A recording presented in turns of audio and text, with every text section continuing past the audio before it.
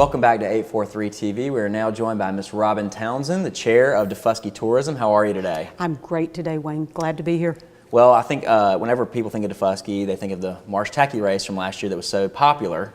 What's an update on, I know there's been some back and forth, what's the update for the fall? There has been back and forth, and when they released earlier in the spring that they would be considering us for the fall, I'm sad to say they've decided not to have the race for the fall, and there have been so many that have watching. I thought this is a good opportunity just to get the word out through WHHI to our local community. For this fall, we're not going to be having the Marsh Tacky race, but that gives us hope to do a great job planning for next year for 2015. Is it still looking possible that they'll be winning 15? Well, they didn't say no, so that to me, when someone doesn't say no, I always hear there's still a chance. I hear yes. So because they didn't say no, so I'm hearing a yes. So I'm planning and looking as if it's going to happen. And just for clarification, who is they? Who's making the decision? I'm sorry, is doing this. It would be from, there is a Carolina Marsh Tacky Association, and they're the ones that were doing this to promote the Marsh Tackies, which are the state horse of South Carolina. So having the race helps raise awareness for them as well as funding. And considering that it is an endangered horse, there are like 300 of them that are actually registered with the association. So having the race really helps raise awareness for the horse and improve their breeding program. So it's the Carolina Marsh Tacky Association that's making the decision as to whether or not to have the race. And they're beautiful horses. Oh, they are absolutely fantastic. And is it a scheduling thing at this point? They didn't give a reason why Okay. for the fall. We know in the spring when they decided not to have the race, or at least to postpone it with looking toward the fall on Daufuskie, there were some things that they had logistically they needed to figure out within the association. So I'm not sure, they didn't make me privy as to what the background story is. I just know they finally had to make a decision and they said, not this fall. Okay. Well, the Marsh Tackies might not have worked out, but another big thing that always comes up this time of year now that we finally have some wonderful sunshine is the farmers market. Oh, I was so pleased, and I wish I had thought to count how many years this will be for the farmers market, but I didn't think to say which year this will be. But yes, we have dates set for the farmers market. It's going to be the last Saturday of April, and I believe that's April the 26th this year, and it will go through the end of October. The last Saturday of October, and I wish I'd looked at that one, I can't remember, but we're going to go through the last April Saturday through to the last October Saturday, so I should have done better with that. And it will make it easy for those that participate. It will still be down at the public boat landing. Make it nice if anybody wants to boat over and just come and spend a good afternoon. Maybe bring their bikes or plan ahead and rent a golf cart and explore while they're at the island. So that will be good. Or if they're wanting to rent a golf cart while they're over there, just come and make a day.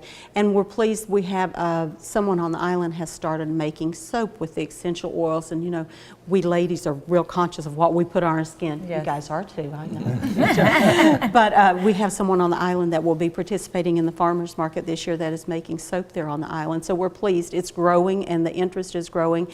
And even though we're small, it was nice to hear as we were doing our planning and organizing this year, the different ones talking about how many they knew had been coming over from Hilton Head and Boating. So it is getting more popular, and being at the public boat landing makes it a good location. Yeah, and that's Freeport, right? No, that is down. The public boat landing is what's known as next to Marshside Mama. Okay, so Marshside. That's where the public boat landing is, and I said it that way because that is the public area. People know they can boat in at no charge and be there for a while. But if I'd have said Marshside Mamas, people would have known that too.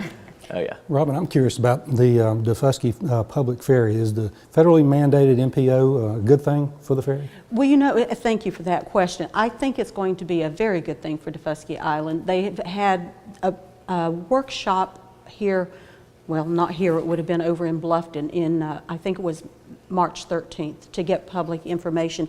And that gives them an idea of what the public season needs for it, and the mandate includes public transportation systems, of which the Daufuskie Island Public is a public transit system. So that gives the community an opportunity to participate in workshops when they have it, or there should be a crawl on the screen showing where to go to participate in a survey. And even though the survey doesn't specifically address a ferry system, we know Daufuskie, there is at least this one ferry system in the Low Country, and it used to touch other islands and other communities, and there are those of us that envision it will do it again. So participating participating in that Survey Monkey, or going to a workshop if you know of one, or getting in touch with your officials will give people an opportunity to stress the importance of having a public ferry system in the Lowcountry again that is like a public transit system. So who did Beaufort County consider eligible for the public ferry? The public ferry. There is actually a ferry handbook on the Beaufort County government site, so you can go and get that information directly the way it is.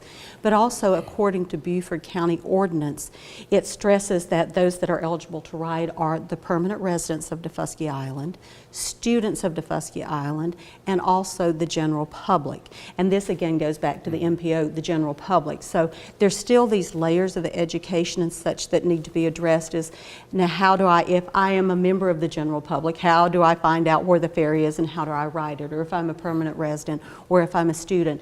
But they also expanded it recently to include those that are landowners on Daufuskie Island. So that is very important. So that would include even if they're members of Hague Point or some of the other communities that have their ferry system, they can still ride that public ferry if they choose to, but still have access to other ferry systems. So they can go to the Beaufort County website to get the information directly, or call the community services, because that's who oversees our public ferry system.